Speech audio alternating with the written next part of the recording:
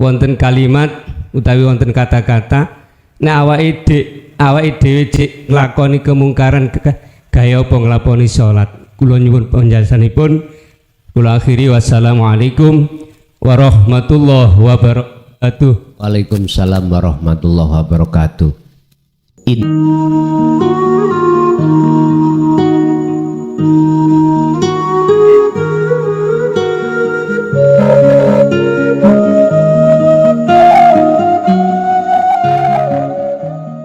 Assalamualaikum warahmatullahi wabarakatuh. Bismillahirrahmanirrahim. Hamdan yuwafi ni'amahu wa yukafi majidah. Ya Rabbana lakal hamdu kama yanbaghi li jalali. Asyhadu an la ilaha illallah wa asyhadu anna Muhammadar Rasulullah. Qala Allah Ta'ala kullu nafsin dha'iqatul maut wa nabluukum bisyarri wal khairi fitnatan wa ilaina turja'un. Sadaqallahul azim. Amma ba'd. Hadratil muhtaromin, dumateng para alim, para ulama, asatid wa asatidah, tokoh masyarakat, tokoh agama sewilayah desa Temon, Kecamatan Trowulan, Kabupaten Mojokerto, wabil khusus sedanten pengurus panitia jamaah yang rawuh baik di majelis maupun di luar, kulluhum ajmain rahimakumullah.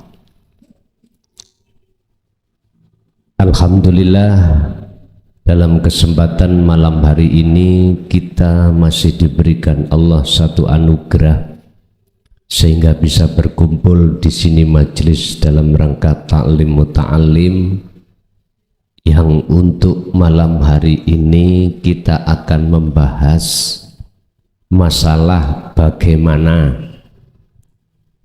cara mensikapi takdir yang Allah hadapkan apik dan elek.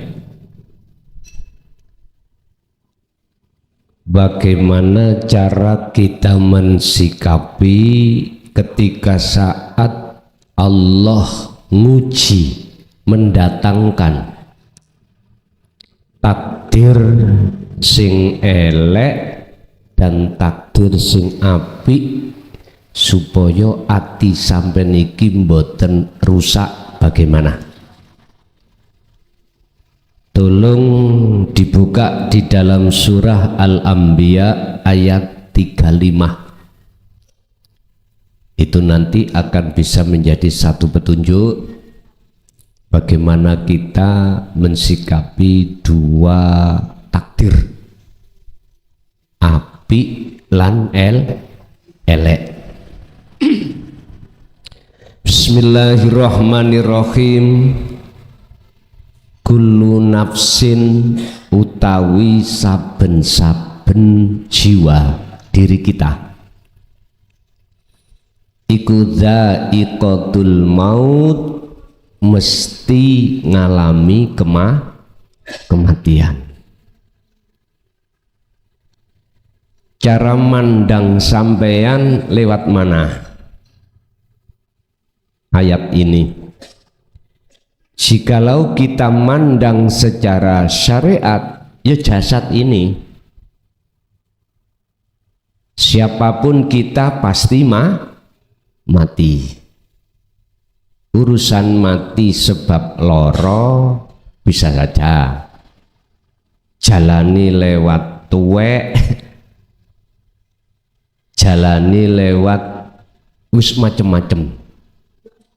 Tapi yang jelas dalam pandangan kacamata syariat kita memandang jasmani. Wis sampean takok kiai model ya apa, mesti maksudnya jasmani. Entah berapa umur kita pasti akan mengalami seperti itu. Tapi ini kalau kita pandang dari sisi hakikat, kacamata hakikat Pak, beda. bukan jasmani tapi rohani. Lah matine rohani, matine hati kita tatkala kita itu menjadi budaknya hawa nafsu. Jari wong Jawa batang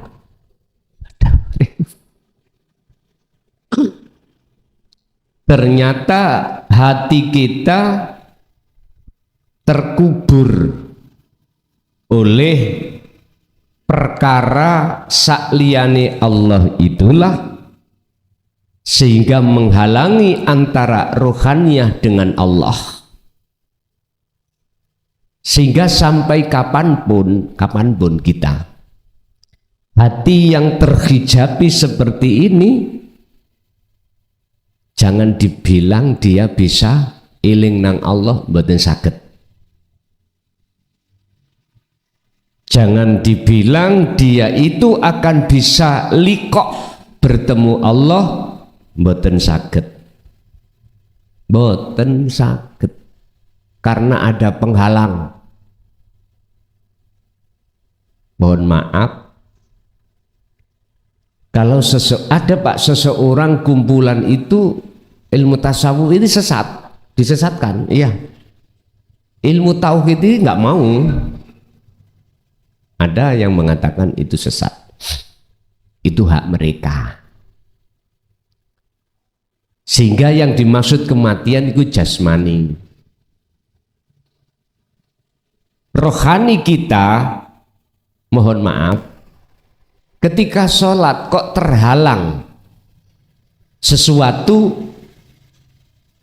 kepada Allah, berarti rohaniyah kita itu akan melihat yang tampak itu sesuatu itu, dan inilah yang disebut hati yang mati. Fi qulubihim maradun fazadahumullahu maradah walahum adzabun adzim. Niki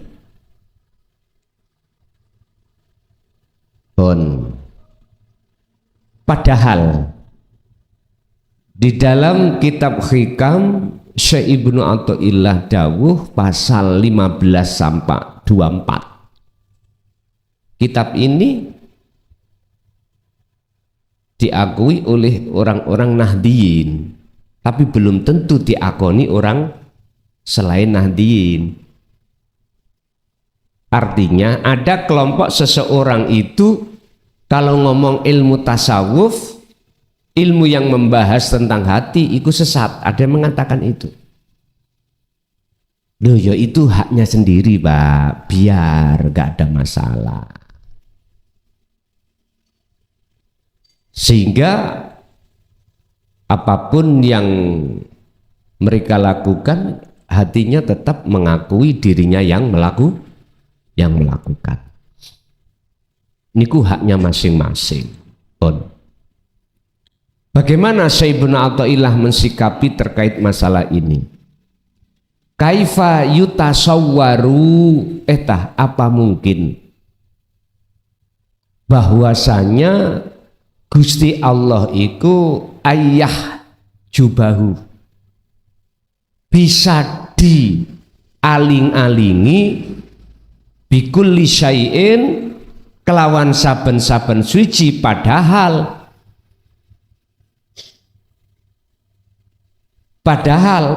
wahwa khali utawi Allah iku alladzat ala kulli syai'in, ngelimputi atas segala sesuatu. Apa mungkin Allah itu bisa ditutupi oleh sesuatu, padahal di mata Allah sesuatu itu tidak ada? Ngeten nih.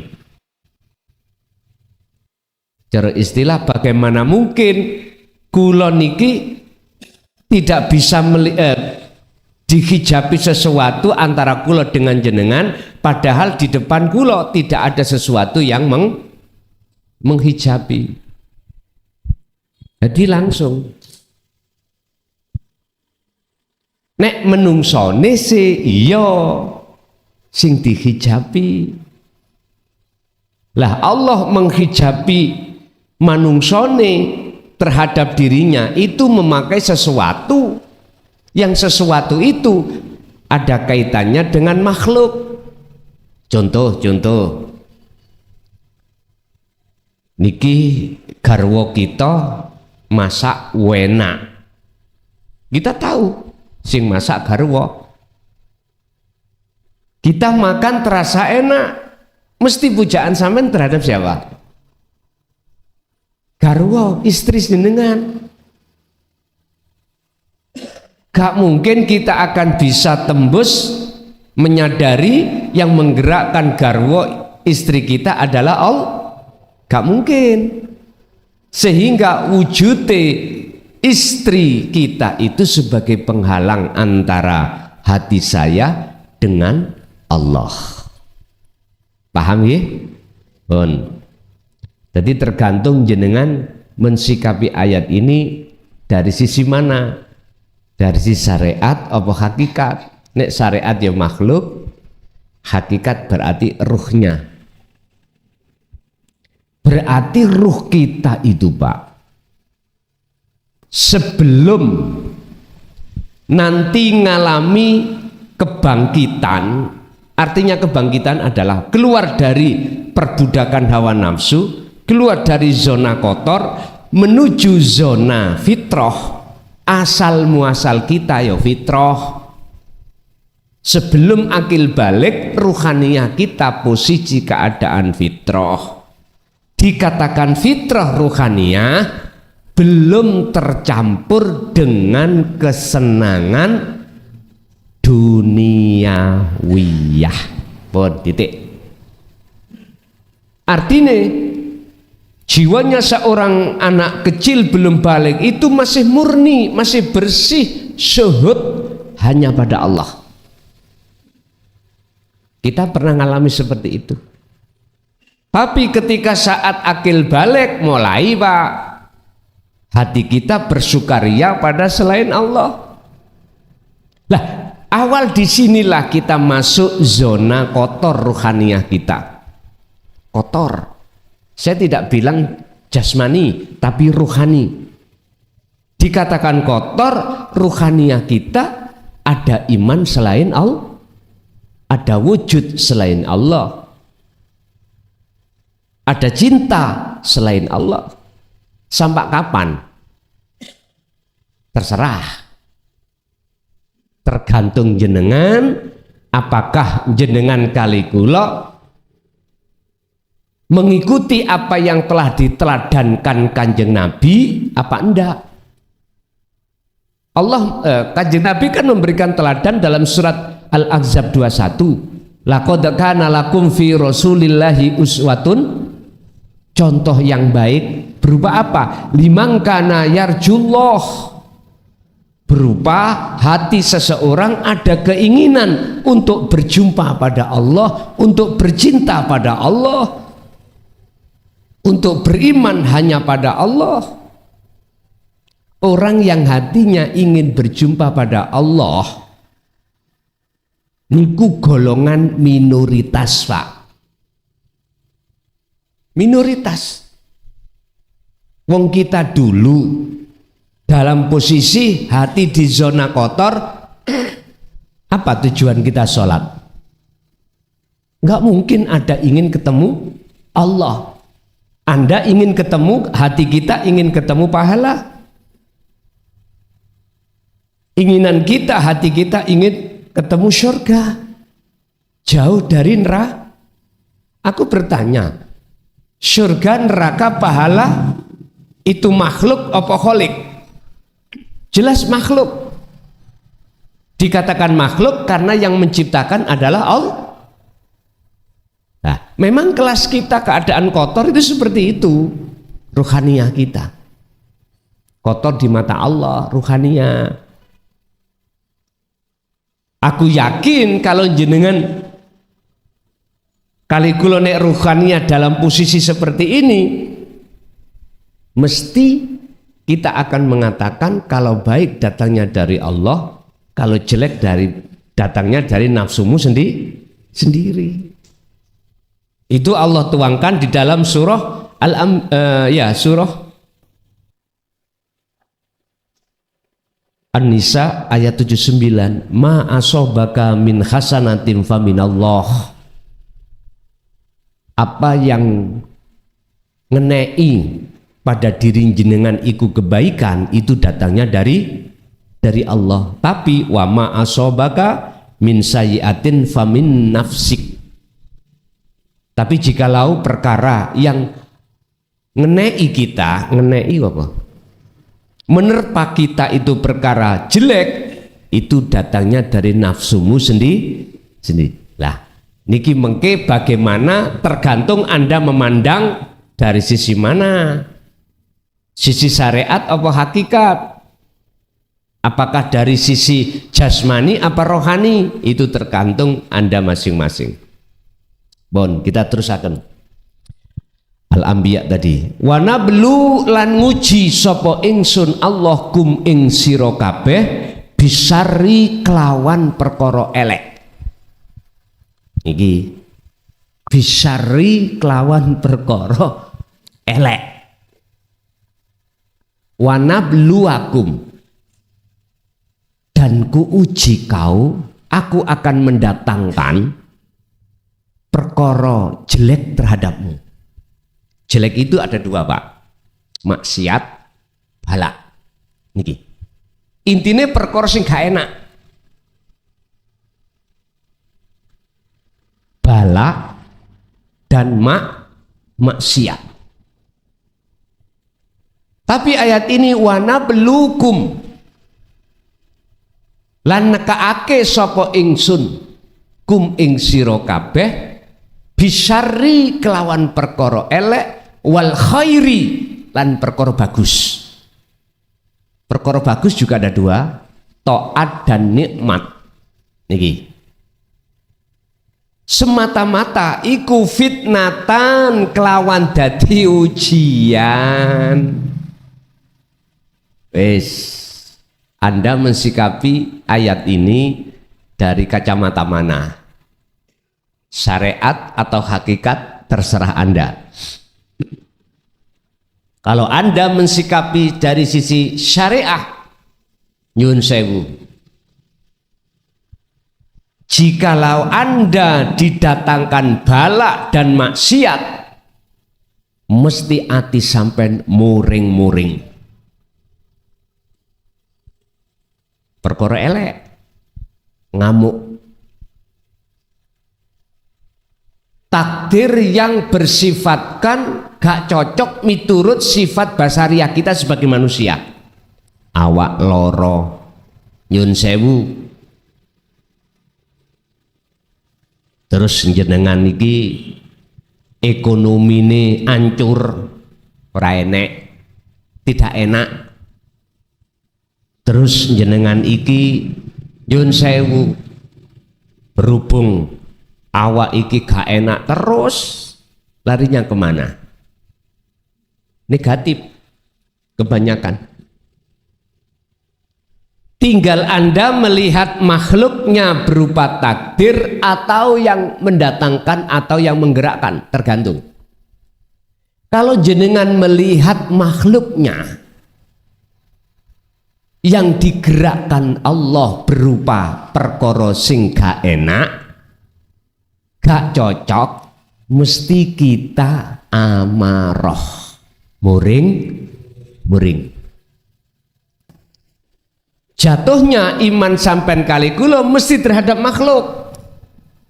Sopo sing nyolong pelemku? Si A.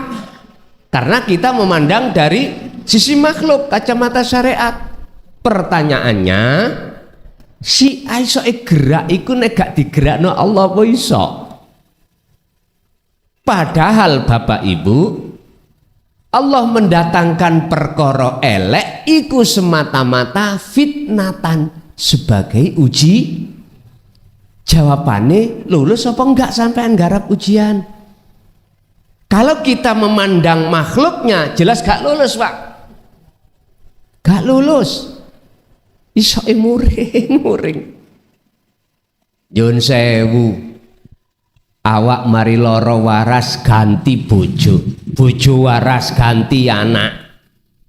Wis. mumatai bisyari elek, kita ditakdirkan atau dihadapkan Allah posisi ngelakoni perkara elek. Mbuh elek iku apa gak ngerti, sampean dhewe sing ngerti. Lah pertanyaane, hati sampean niku memandang takdir yang dihadapkan Allah apa memandang Allah? Terserah Anda. Jikalau jenengan iki betul-betul memandang Allah, harus ditanyakan, harus tahu caranya, aksesnya. Jenengan numpak pesawat Mojokerto Jakarta nek gak duwe akses berupa tiket, mboten saged. Kalau nggak percaya sampai ke bandara Surabaya nggo tisu,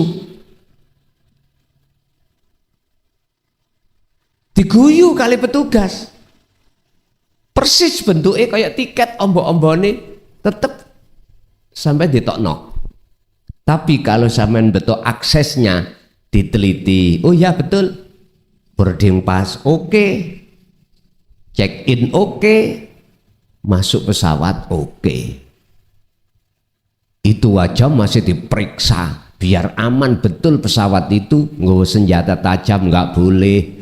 Korean lho Pak, betul Korean, betul asal. Masalahnya kalau nate kerampas, nggih betul asal. Korean padahal. Artinya biar aman betul perjalanan Anda.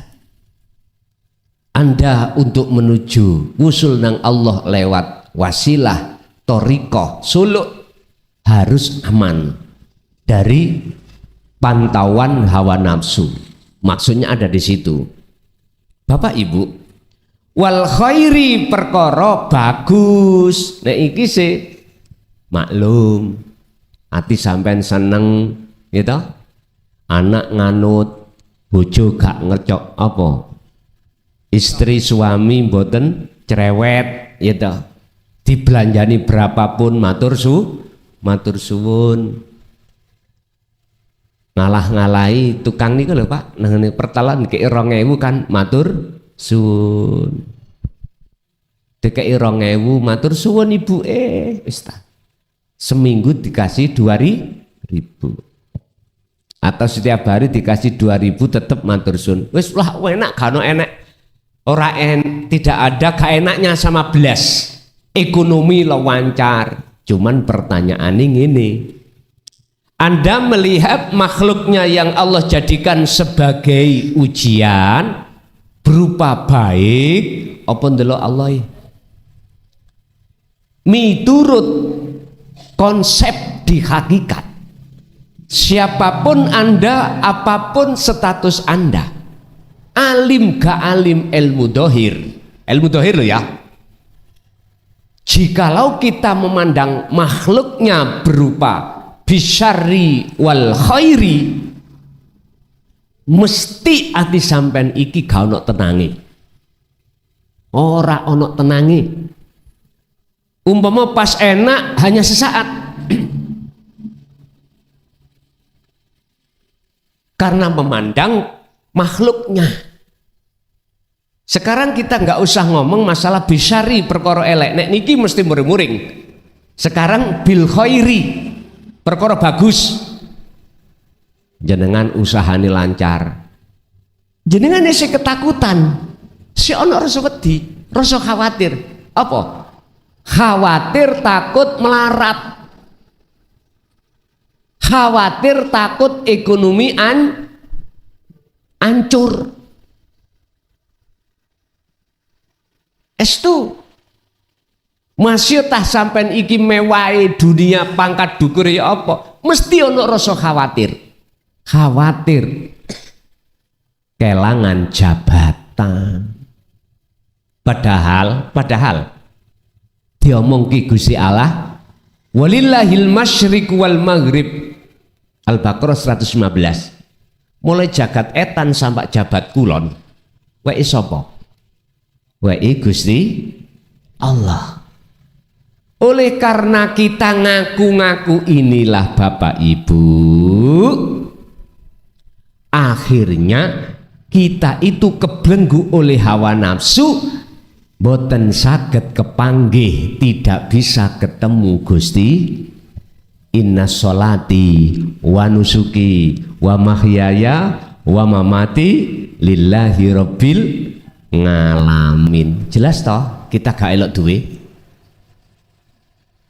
Nafsu iku pinter ngalim pol. Kita dipaksa kongkon ngaku-ngaku ilmune, kongkon ngaku-ngaku isok ngene, isok ngunung, punya ini, punya itu. Seperti itu, Pak. Jikalau jenengan memandang, bisa memandang Allah sang penggerak loh ya, tak jamin hati sampean gak gampang sumpek, gak gampang khawatir, karena sudah melepas yen sak temene kabeh iku wae Gusti. Niki tidak angger hati loh ya, tidak sembarang hati yang bisa mau untuk ngetrapne eling nang Gusti Allah teng mriku wau. Tidak semua orang. Kita nggak usah bicara agama lain, agama kita sendiri Islam, umat Islam.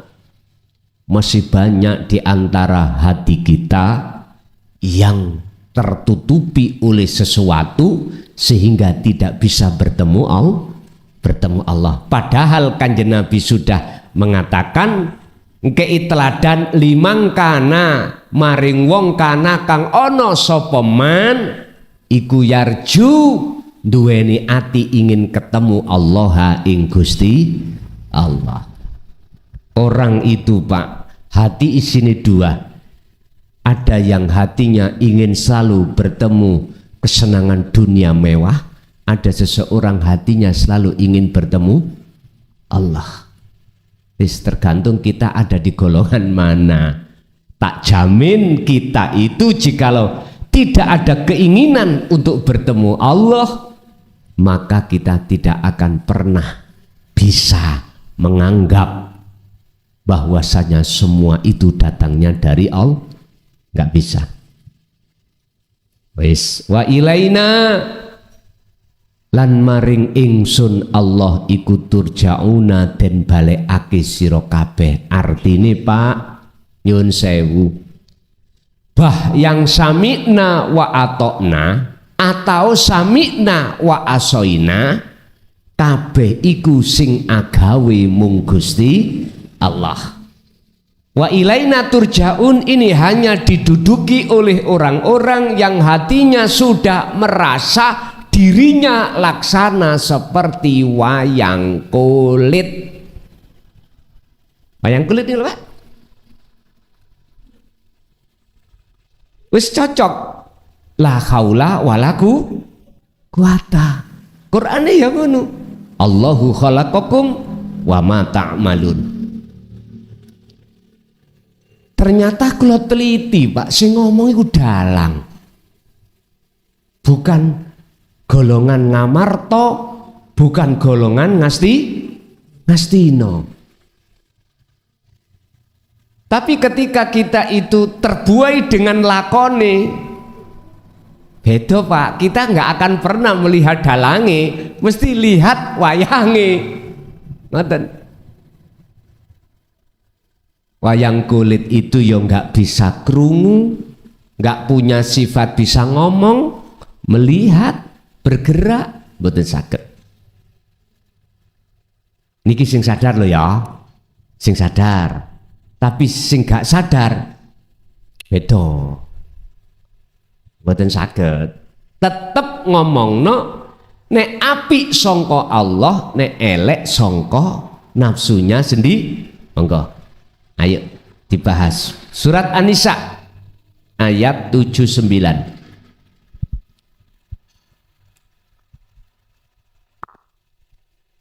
Ma utawi apa iku asobaka ngenani apa maka ing sira rupane ma min hasanatin saking perkara bagus iku faminallah mongko iku tekone sangka Gusti Allah. Hon iki maklum ya, bah kacamata syariat, bah kacamata hakikat iki maklum kabeh iku sangka Gusti Allah. Ayat berikutnya atau wahyu berikutnya, wamalan utawi opo iku asobaka ngenani opo maka ing sira rupane ma min sayyiatin saking perkara elek ya faminan nafsik mongko iku datange sangka nafsumu dhewe. Wis tabrakan ya, tabrakan biar gak tabrakan di titik kalimah wamin nafsik niki sampai nek dereng bisa menerima tauhid sampai kapanpun tabrakan. Nafsika nun fa sin niki nek digabungkan dadine nafsu toh Pak,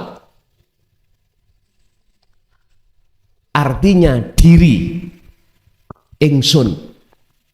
Pertanyaannya ngene,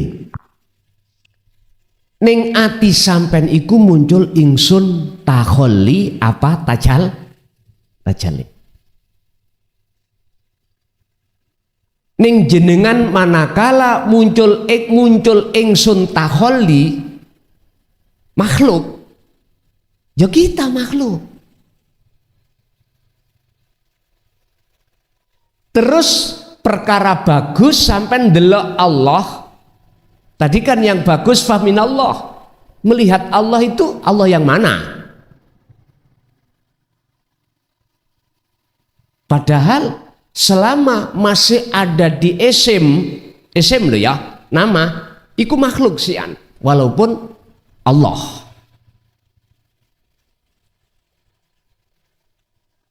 Saya katakan makhluk. Sing durung paham pun diterusno sik. Nyun sewu. Ning meja niki ana barang gini iki. Tisu, gosok, HP, spidol, HP, kacamata, mic, serban, gelas lan sak piture.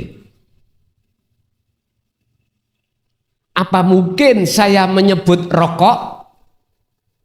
Gak mungkin, karena wujudnya rokok ndukur di atas apa ini bangku nggak ada rokok. Mesti saya harus mengatakan nama tisu, wujud sesuatu yang itulah yang namanya yang kusebut. Saya nggak mungkin akan menyebut rokok karena di meja nggak ada rokok. Mestinya gitu Pak. Paling aku nyebut tisu karena iki wujudnya tahu. Jadi sebelum saya menyebut ini harus wujud dulu. Kita enggak umat Islam khususnya umumnya umat manusia menyebut nama Tuhannya tapi kebanyakan tidak tahu wujud Tuhan. Lagi boleh saya katakan niki salah kaprah.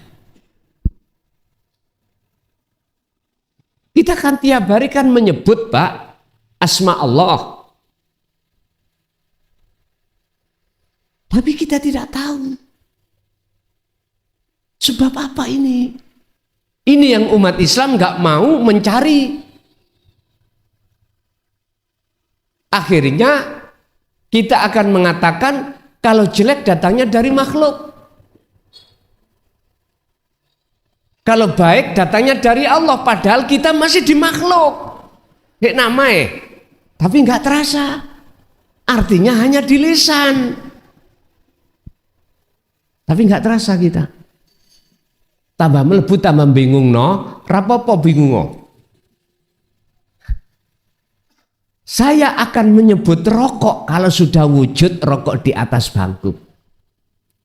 Awwaluddin ma'rifatullah. Kita beragama itu harus makrifat terlebih dulu pada Allah. Wis kembali kepada min nafsik. Kalau hati sampai duduk di tajalli ingsun Allah, maksudnya bukan ingsun makhluk, ingsun kholik, beda Pak. Akhirnya mengatakan baik faminallah, perkara baik iku bahasane Allah lesan, terus min sayyiatin faminan nafsik, tapi ati sampean iku ilahukum ilahu wahid niku lho. Secara syariah ngomongi iku dohir sampean kali kula Allah dan nafsu, tapi hakikat sampean ruhaniyah sampean gak boleh beriman cabang, gak boleh sampean iki mang bertuhan dua, boten angsal. Dalam hati kita gak boleh ada penguasa ganda. Kata Rasul, sinten si Allah itu? Dijawab di dalam surah Al-Kahfi ayat 10, ilahukum ilahu wahid.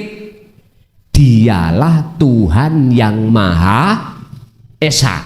Untuk bisanya kita sampai ke Esa, wajib yastami'unal qaulah fayattabi'una ahsanahu.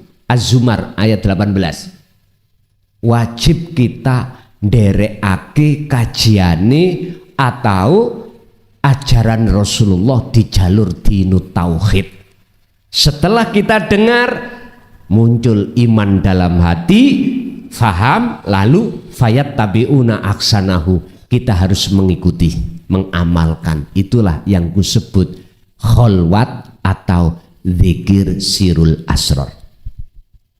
Baru di situ jenengan bisa duduk di zona tajalli, menetapkan bahwasanya semua yang berperan sumbernya dari ilahun wahid, yaiku Allah subhanahu.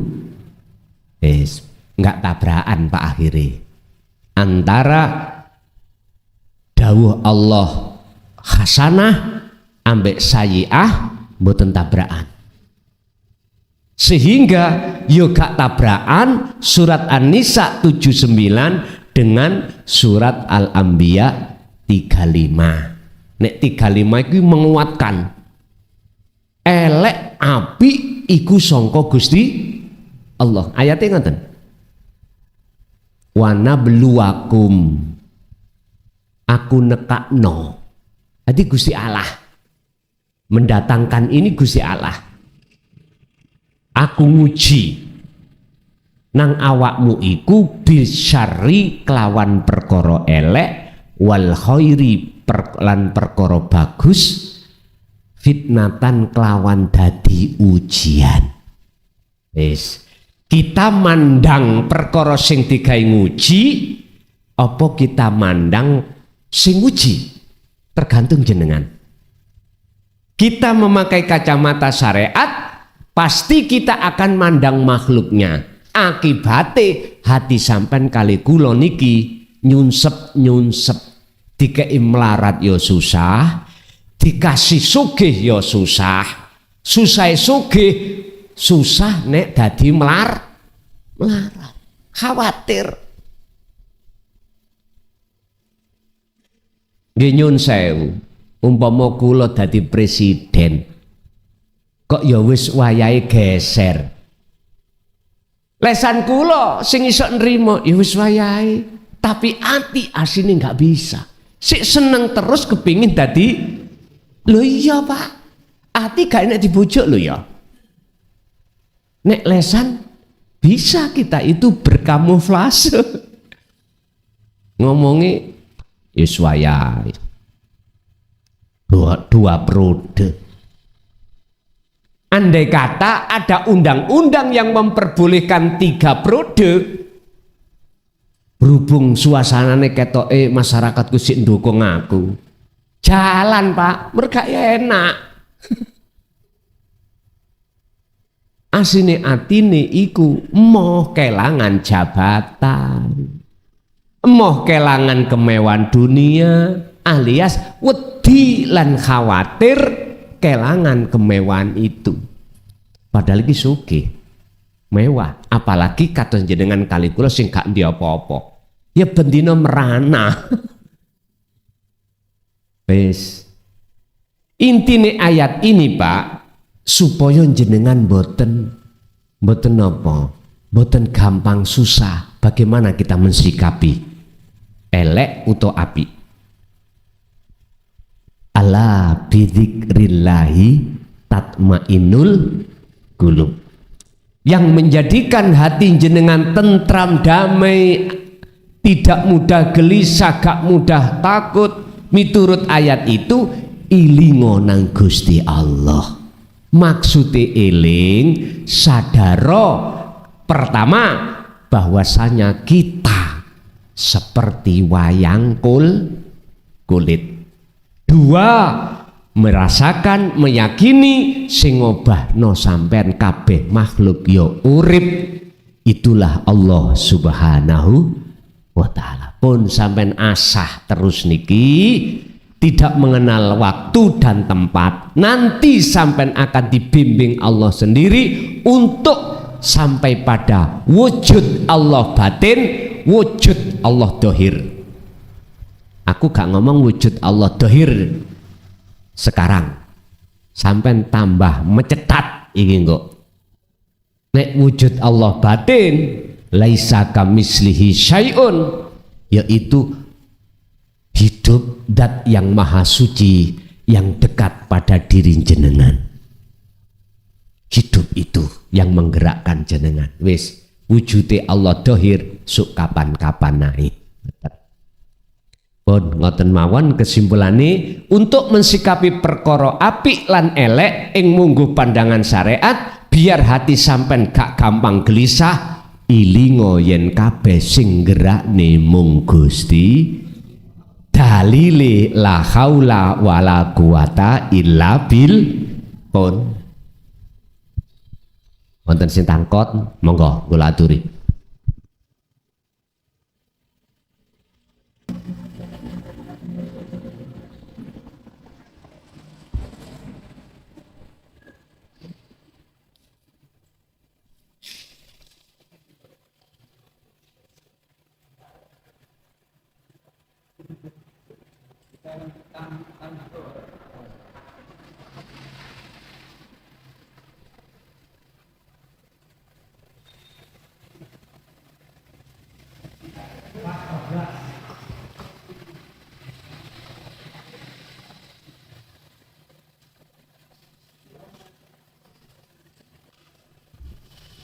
Ojo rokokan lho ya haram. Ojo bae haram tak lakonane dhewe. Ngapunten. Tempat yang tidak boleh untuk makan, merokok, atau berbicara selain Allah, itu adalah min asrofil majalis, tempat yang disucikan. Apa? Tempat yang dibikin iktikaf, itu yang nggak boleh. Sampai buka fikih lah ngono, ya, iku pandangan syariah teburiku. Ojo melok-melok men rokokan. Amudin ojo rokokan. Nggih, monggo menawi ibuke ada yang tanya, monggo. Waalaikumsalam warahmatullahi wabarakatuh. Tanglet guys. Kita amalan kita yang banyak biasanya orang NU itu kan tawasul atau tahlil. Nah, ketika kita itu tahlil ila hadrat Nabi Mustafa utawi kirim Syabdul Qadir atau para malaikat, apakah hati kita itu harus memandang hidupnya Allah apa ngoten makhluknya ngoten apa kali-kali ngoten? Ketika kita bertawasul di dalam aturan syariat, mengapa harus menyebut isim nama yang kita kirimi?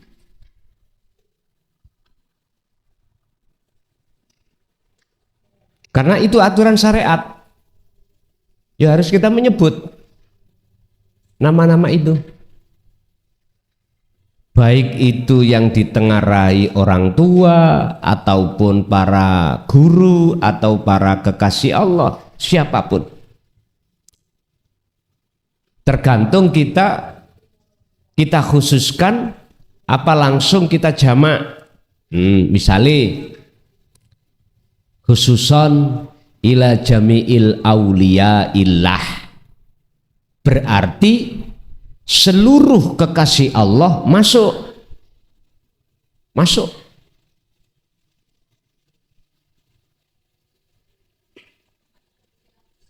Yang menjadi pertanyaan adalah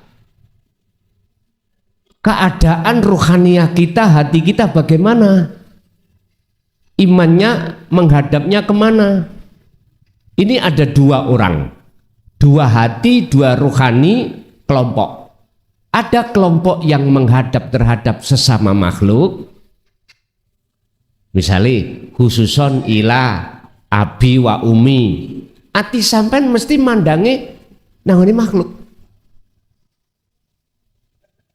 Tidak hanya di lesan, hati pun kita pada makhluk.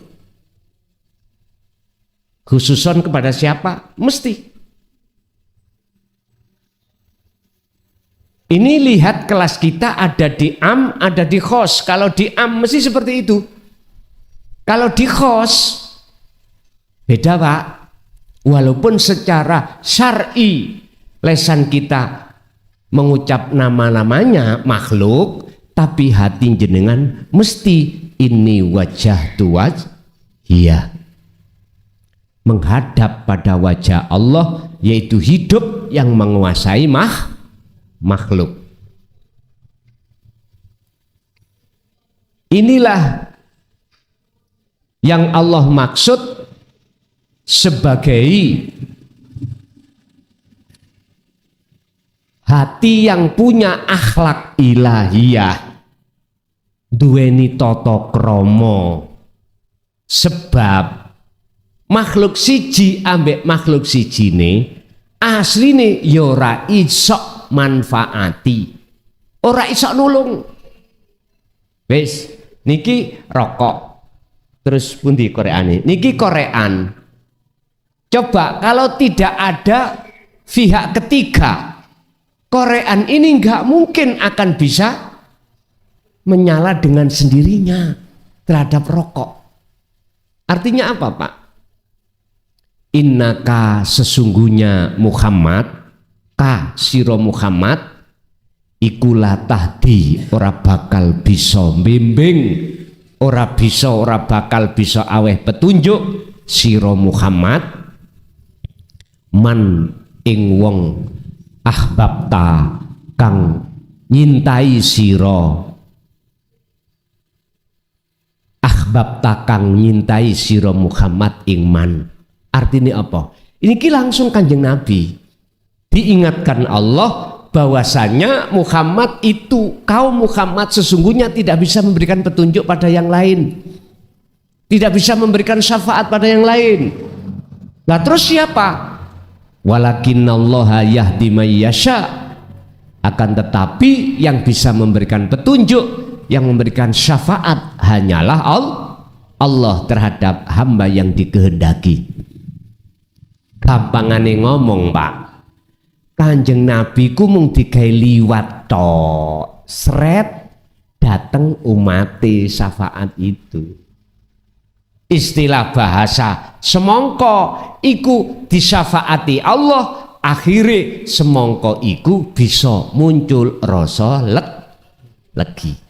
Bukan semongko itu bisa mendatangkan dengan sendirinya semongko rasa legi, nggak bisa. Wis saged dipahami ya. Jadi tergantung jenengan ini nderek kelas sing pundi. Nek kelas am njaba jero makhluk wis. Lah nek sampean wonten khos njabane iku menungso, nyawang menungso, ati sampean iku jelas imani hanya pada Allah. Berarti sing nulung, sing ngirim, ambek sing dikirim iki nek wis akad lho ya, pelakunya tunggal. Disitulah nanti akan tahu wujud dohiri Allah. Tapi kata omong no, isok geger wong trowulan. Nggih, wong masalah khairihi wa syarrihi sik geger kok. Apa maneh saya mengatakan wujud dohiri Allah. Coba sampean buka nang surat Al-Hadid ayat 3. Wal awwalu wal akhiru wadz-dzahiru wal batin. Anda akan bisa tahu wujud nyatane Allah dohir kalau sudah tahu wujud nyatane Allah batin.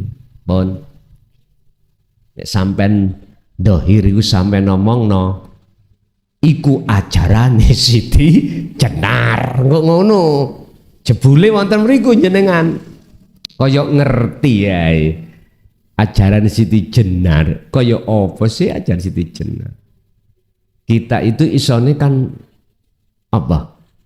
Isoke kita ngaku-ngaku. Ada situ lah Pak. Jadi adab tata krama kita bertawasul, syariat tetap jalan, tapi hakikatnya dimpakno ning syariat. Wabtaghi fima atakallah darul akhirah dulu. Totonen se atimu sebelum tawasul, ringkes-ringkeso lepasen rasa keakuamu yang bertawasul. Makhluke sampai fana no. Setelah itu wala tansa nasibaka minat dunia. Duniawiyah makhluke yo ojo ditinggalno iku bagiane memangi. Jadi dzikir tawasul utawa donga sing tutuk yaiku dungane anak sing soleh. Anak sing soleh adalah anak yang sudah kelangan anai. Orang yang makrifat adalah orang yang kelangan orangi. Tambah suwe, tambah bingung no. Memang ngaji babakan ilmu hati iki Pak, nek dirasa-rasane yo bingung no. Iya. Contoh, wong makrifat iku adalah orang yang sudah tahu ketemu Allah. Tapi satu sisi orang yang ketemu Allah itu orang yang kefanaan, keakuane makhluk. Lewis niki nek angsal hidayah tidak dapat hidayah Allah menuju siratal mustaqim, mboten paham Mbak.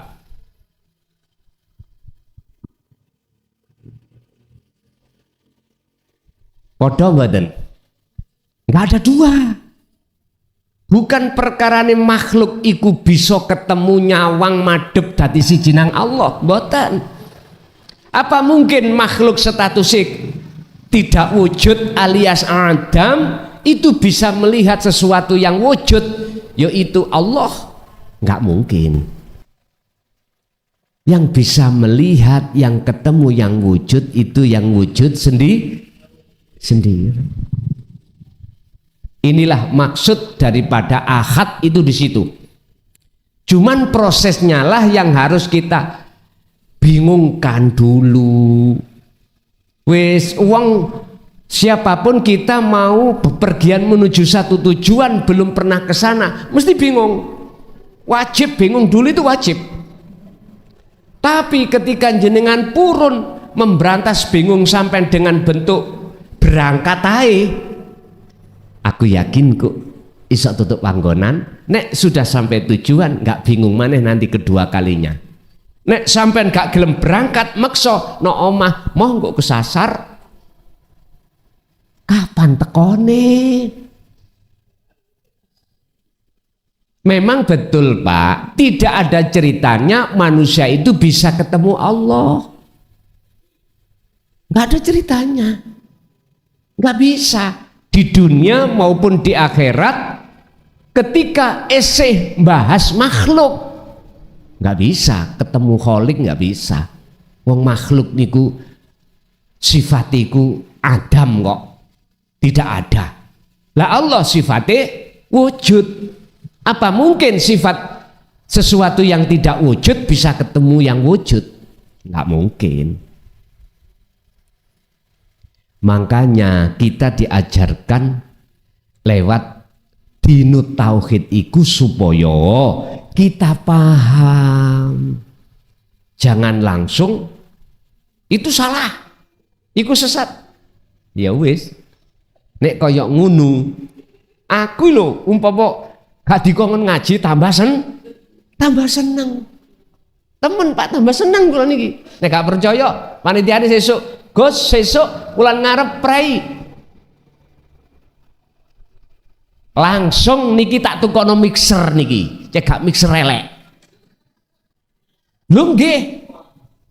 Langsung tukono mixer apik. Bentuk syukur saya. Niki mixer wis gak jamane. Tapi yo sik saged muni. Lah sing penting saged muni. Ayo panitia kawan ngomong. Kawan WA aku ya. Gosok wulan ngarep, mulai wulan ngarep prei, langsung tak tukono mixer kuwi. Lho estu Pak, kula niki namung ngenteni pensiun kula tok. Estu. Kula niki kontrak politik niku tidak boleh enak. Siapa dilokno orang lain. Huwaladzi arsala rasulahu bil huda wa dinil haq liyudhirahu 'alad dini kulli walau karihal musyrikun. Ini jelas.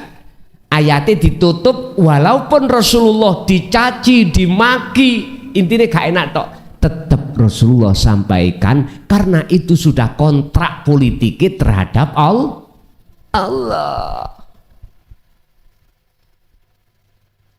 Makanya Rasulullah berani mengatakan innama ana basarum mislukum, aku padha mbek awakmu. Mana sing ngaku-ngaku duriyah, aku padha mbek awakmu? Enggak ada. Justru aku luwih mulya katimbang awakmu. Mulyakno aku, ngoten. Nek Rasulullah enggak pernah ngomong ngoten. Lah ini kan dituangnya di dalam Al-Quran toh Pak. Kul katakan Muhammad innama ana basarum mislukum, rupane ucapan sesungguhnya aku sama dengan kamu podo makhluke ora iso apa iso apa disebabkan diapa-apa no Gusti. Lah ngaten lho niku. Masalah syafaat ayo. Saiki ana wani-wani sing ngaku duriyah iso duwe syafaat. Nyun sewu tabrak nambek surat napa? Al-Qasas iku. Al-Qasas 44 apa Az-Zumar ayat 44. Kul lillahi syafa'atu jami'an.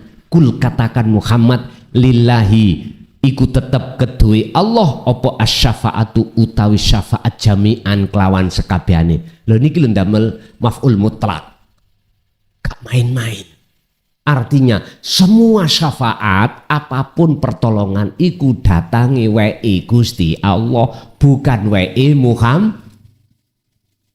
Bisa cetha ampean. Kula ngomong Quran iki. Cuman syafaat itu dilewatno Kanjeng Nabi. Lho ngoten niku untuk jenengan. Makanya sekarang kita melihat makhluki Muhammad apa melihat Allahnya yang menguasai Muhammad, tergantung jenengan. Nek jenengan nyawang Muhammad mesti menuduh sing legi iku semongko. Jelas nggih? Yes, lanjut.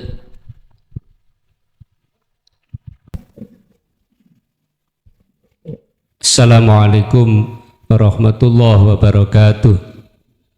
Saderengipun nyuwun ngapunten Gus, kula nderek tanglet nyuwun penjelasanipun kalimat inna sholata tanha anil faksha wal munkar.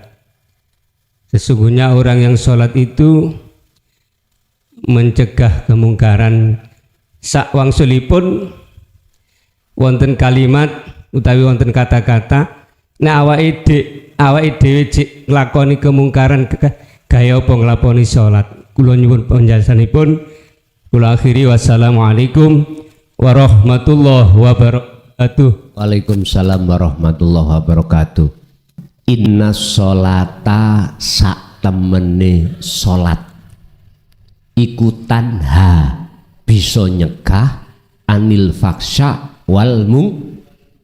Pertanyaane sholat yang bagaimana? Yang kedua, faksha mungkar yang bagaimana? Kita bahas masalah sholat.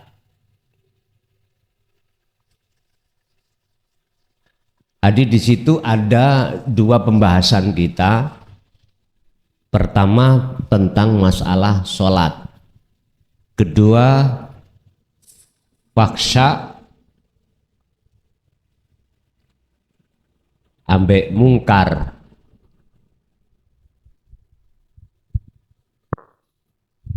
Tergantung kita mandangi dari sisi mana. Kalau sisi kacamata syariat, sholat ya sing dilakoni jasad iki.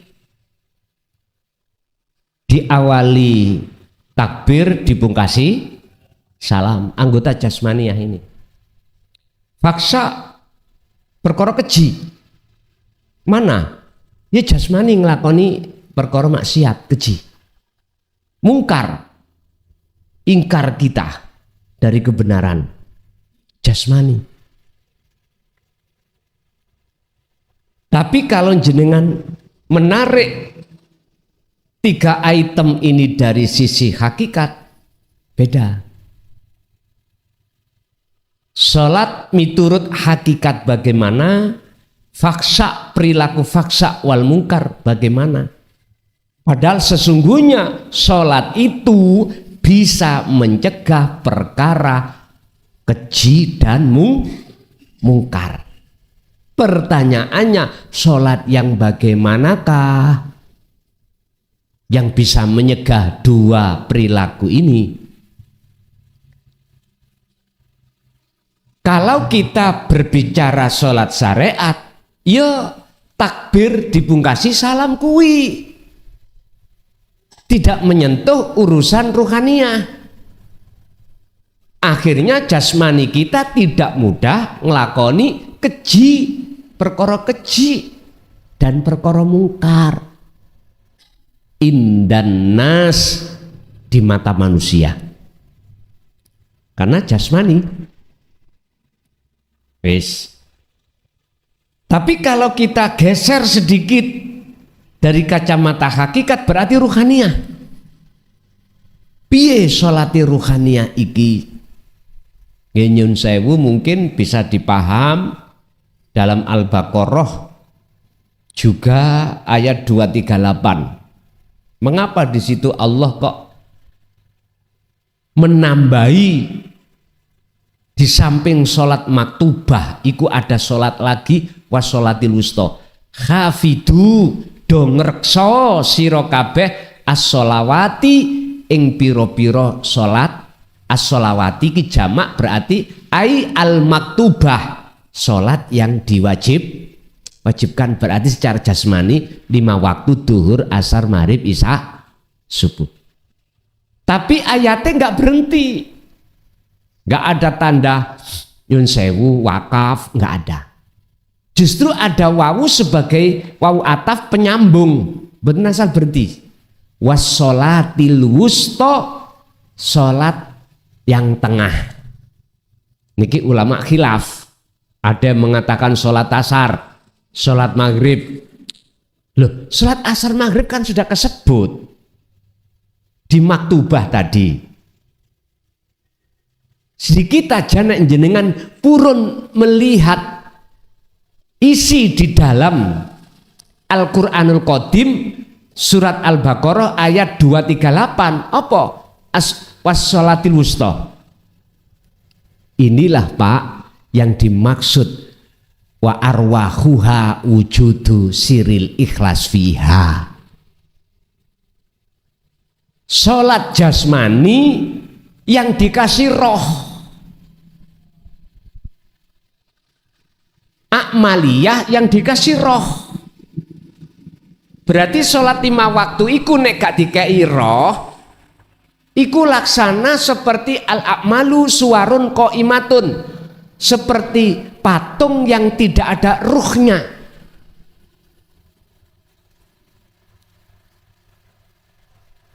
Lalu biar sholat ini tidak seperti patung, artinya biar bermanfaat sehingga bisa untuk anil faksa wal mungkar. Bagaimana? Wa arwahuha utawi roe sholat iku wujudu siril ikhlas fiha. Wujude sampean kudu nekakno wujude rahasiane ikhlas fiha ing dalem salat. Wis titik. Apa wujude rahasiane ikhlas? Hati jenengan gak merasa yen jenengan sing isok nglakoni. Hati sampean tidak boleh merasa diri Anda yang melakukan. Itulah ikhlas. Seperti tukang parkir dititipi, gak merasa memiliki, suatu saat itu diambil, dia mesti legowo. Legowo Pak. Makanya ayat ini juga gandeng ambek ayat inna sholati wa nusuki wa mahyaya wa mamati lillahi rabbil. Sholat ibadahmu iku wae Gusti Allah. Berhubung nafsu angkruk-angkruk ning telenge ati sampean kali kula, nyesek nang sampean dikongkon ngaku kita dipaksa oleh nafsu ngaku-ngaku kalau kita yang melakukan karena sholat itu milikku. Ngoten lho Pak yo. Makanya wassolatil wusta itu adalah sholatnya ruh. Apa sholatnya ruh? Ikhlas. Ikhlas berarti apa? Gak merasa kita yang melakukan. Justru hati kita merasa ini semua milik Allah. Sholat ini milik Allah. Barulah sholat yang seperti ini wakumu lillahi qanitin ay khosyiin bisa khusyuk. Ya sholat yang seperti inilah sholat yang bisa mencegah faksa, keji, mungkar lan ingkar. Wis. Faksa perbuatan keji ku pundi? Jenengan dolim nang Allah hati ini. Contoh kula. Saya beriman, dalam hati saya ada iman sing nyolong ati lho, bukan jasmani. Ati iki duwe iman sing nyolong pelemku si'ah. Berarti atiku iku telah faksa nang Gusti Allah. Dolim, melampaui batas, karena saya menuhankan ada Tuhan lain sebagai penguasa perkara itu tadi. Wes niki sik dereng saged diterima pun dipaksa lho ya. Estum pun dipaksa.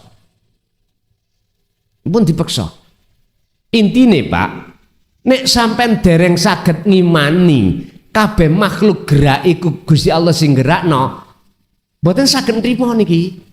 Mboten saged.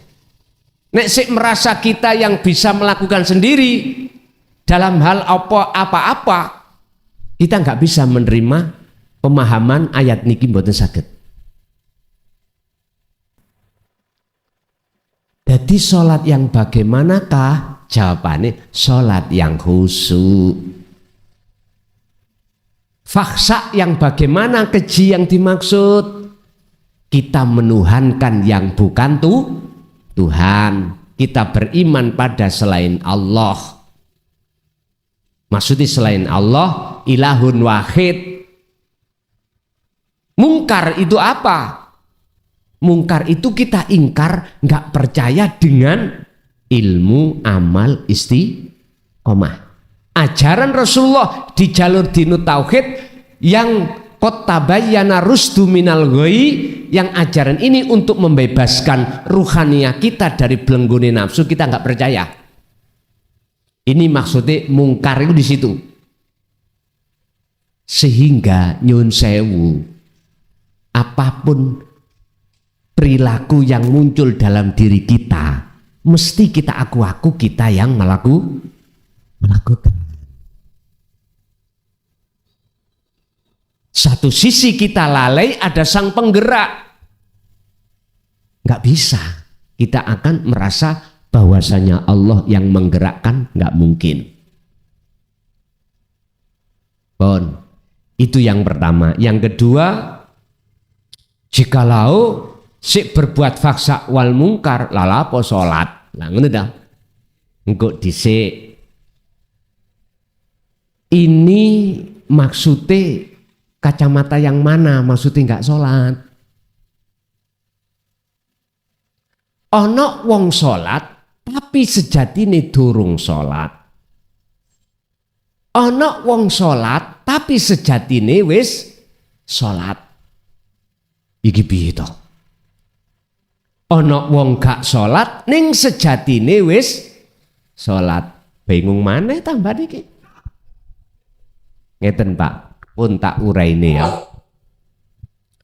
Ana wong salat ning sejatine durung salat. As-sholatu ai ad-du'a.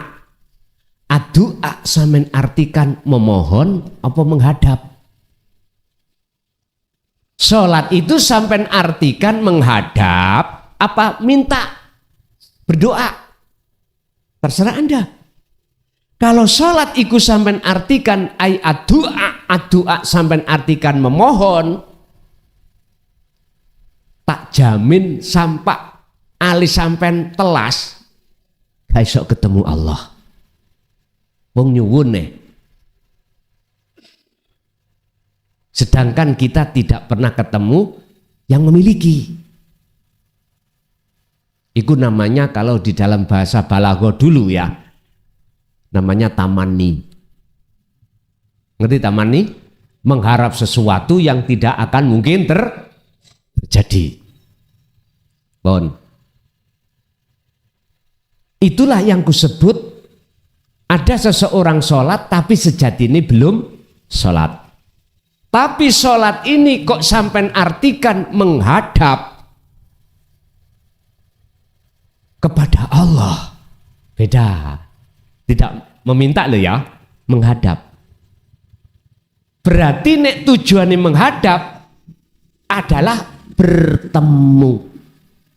Makanya Syekh Ibnu Athaillah itu mengatakan sholat itu jadikan kesempatanmu untuk munajat nang Allah. Munajat itu apa? Kamu ninggalno keakuanmu menuju keakuan Allah. Itu munajat. Yakfur bitaghut wa yu'min billah. Sebab Qur'ane ud'uni madepo sira ing ingsun dulu. Niki yang banyak yang artikan kan ud'uni njaluk sira ni ing ingsun. Wong njaluk nanggone njaluk perkara jeruk kudu metuki sing duwe jeruk dhisik. Mangkane kalimatnya ni ingsun. Jikalau kau niku ada syarat yang disembunyikan. Jikalau kau betul-betul mintanya terhadapku, astajib, maka tak jawab, tak sembadani. Kebanyakan kita kan enggak, Pak. Enggak medui Allah dulu. Ati iki arep-arep tekone berarti kita madepe nang jero. Tidak menghadap pada yang memiliki. Itu namanya nyolong. Ngambil sesuatu enggak bilang dulu pada yang memiliki. Mestinya kita moro ketemu nang Allah. Sampai nek wis ketemu, padahal tadinya itu berangkat njaluk jeruk, gak iso ngomong sampean. Mboten saged ngomong njaluk jeruk, mboten saged. Tapi mesti jeruke teko. Sebab innallaha ya'lamu ma fis sudur. Jadi kita menghadap Allah itu Allah wis ngerti apa maksudmu. Ada di situ.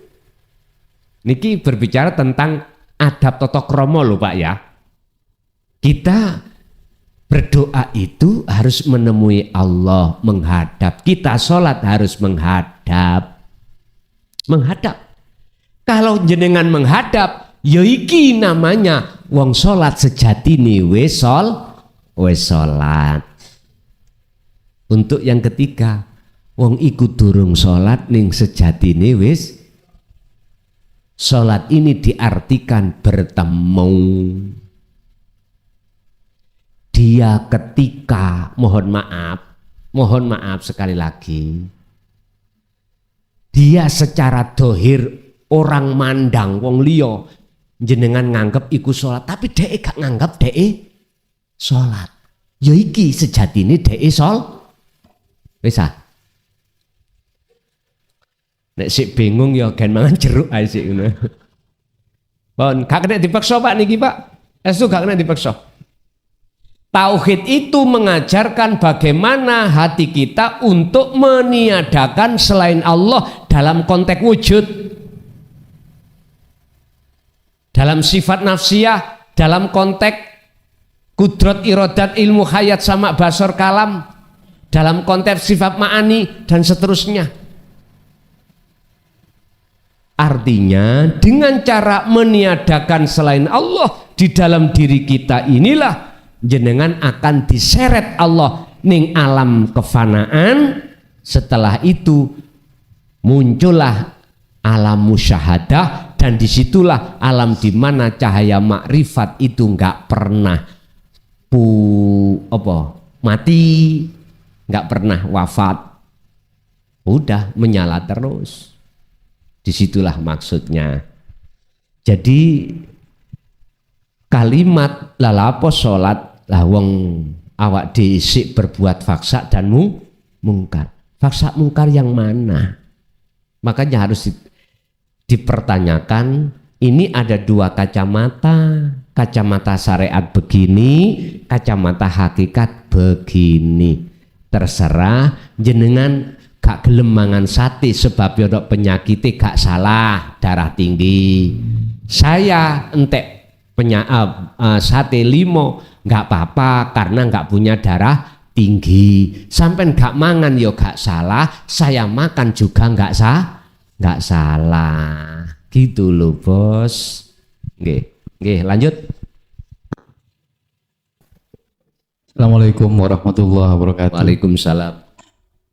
Tolong jelaskan nikmat iddat kali imdad. Waalaikumsalam warahmatullahi wabarakatuh. Waalaikumsalam warahmatullahi wabarakatuh. Nikmatul ijad itu adalah nikmat penciptaane Allah terhadap makhluk lewat Nur Muhammad. Wis. Cara ibarate nikmatul ijad itu sebelum ada niki jeruk. Adanya Nur Muhammad wiji jeruk wiji nih. Itu nikmatul ijad. Sebab dengan wiji ini akan tumbuh pohon. Dengan pohon inilah akan muncul buah. Wis, iku nikmatul ijad. Sekarang pada kita, penciptaan Allah terhadap kita sebagai makhluk manusia itu namanya nikmatul ijad. Kalau imdad itu kelangsungan kebutuhan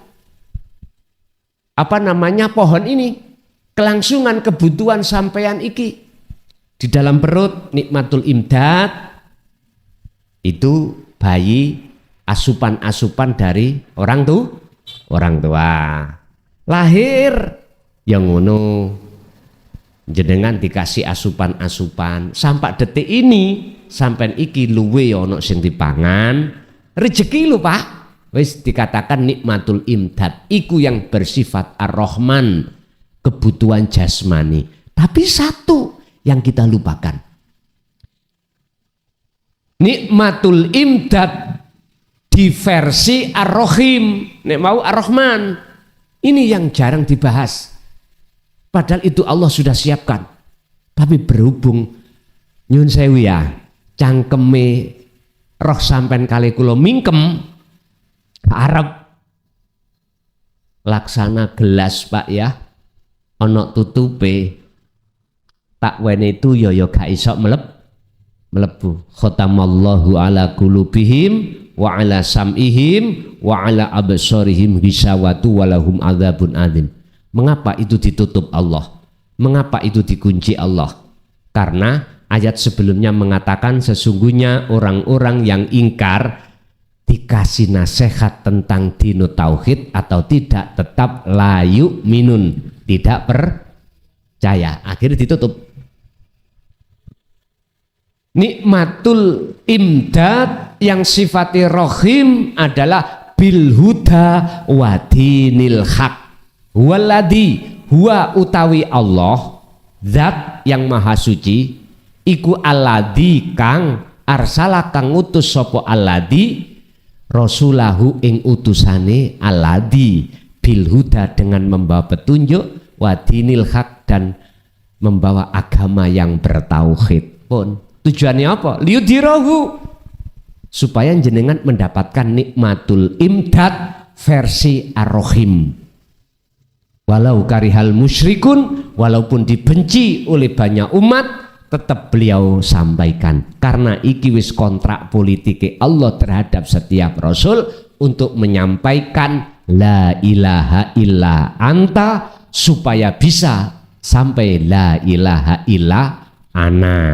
Wis niku wau nikmatul imdad versi ar-Rahim sing jarang dibuka. Oke. Masih ada? Cukup? Oke. Bapak Ibu hadirin jamaah rahimakumullah, itulah apa yang sudah Allah berikan. Sekali lagi sebelum kami akhiri, tak tunggu WA-nya ya tadi, kalau bulan depan mulai libur ya, biar dapat mixer gitu loh ya. Mudah-mudahan menjadi ilmu yang bermanfaat bagi kita dan keluarga kita ila yaumiddin. Lahumul Fatihah.